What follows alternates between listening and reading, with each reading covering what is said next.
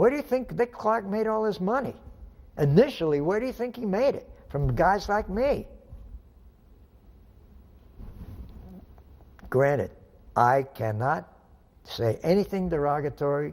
I can't say anything bad because I owe my success in the record phase of it to Dick Clark. Had he not put that show, and you want an inside story? Harry Rosen was my distributor. Harry Rosen comes to me and he said, Artie, he said, you're not going to believe this. Dick won't play the record unless you give him 50% of the publishing. I said, what? He said, you heard me. The record does not go on the air until you give him 50% of the publishing. I said, now, Harry, you tell me, do I have a choice? He goes, didn't even say no, just shook his head. Which record was that? At the Hop. Wouldn't put the record on the air until I gave him 50% of the publishing.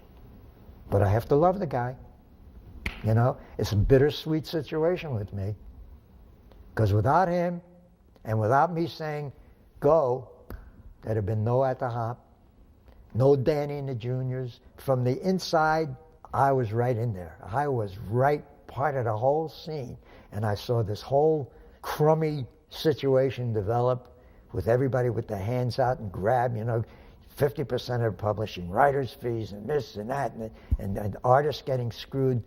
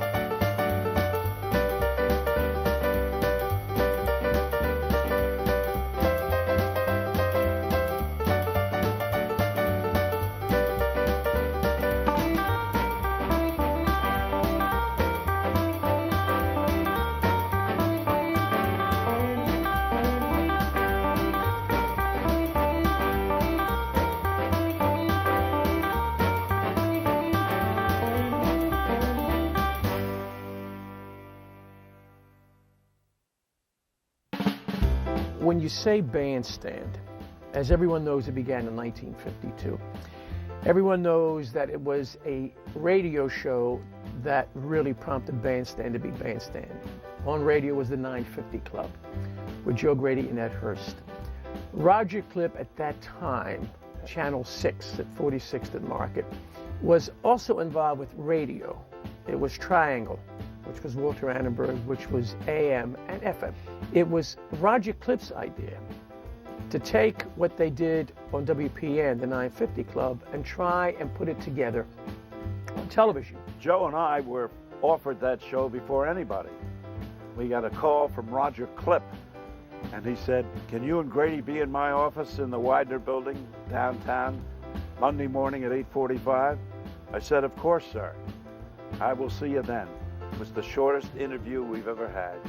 Roger Clip says to us, you do a simulcast, you start in 2 weeks, let me know what your salary demands are, meeting adjourned. And I see Grady with a glum face. I said, what's the matter with you? Did you just hear? He says, you don't think WPEN is going to let us out of that contract to go on FIL, radio and TV? And being young and naive as I was, I said, oh, they wouldn't want to stand in the way of our success. he says, I'll tell you what, you go in and tell the station manager that we want to leave in 2 weeks.